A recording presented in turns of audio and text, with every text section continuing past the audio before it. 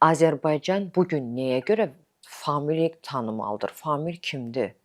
Niyə mənim azərbaycanlı gəncim mənə bu gün gəlib deməlidir ki, əşi mən ərə getmək istəmirəm. Məni qoy kimsə hansısa bir evli kişi saxlasın, mənim uşağım olsun, Vəfa kimi, nə bilim, o birisi kimi, Şəbnəm kimi, qoy baxsın axıra qədər də və salam. Hamı biləndən sonra məcburdur baxmağa. Və bir qadın müğənni ola bilərsən, amma o düşünmür ki, sən nə qədər qızların psixikasına təsir göstərirsən. Sən nə qədər qızların gələcəyinə böyük bir təsir göstərirsən. Sən nə qədər qızların qismətinə girirsən. Nə qədər qızları sən taleyinə xətt çəkirsən. Onlar övlad yetişdirirlər. Belə şeyləri necə düşünməmək olar?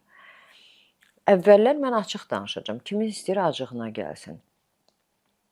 Nə deyirdilər buna? Deyirdilər bic bala doğdu da, kobud da səslənsə.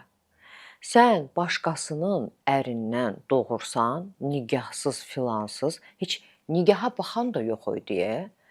Kim nə qədər desə də, bax yenə də gəlirik. Sovetlərin zamanında bu çox ayıb sayılırdı.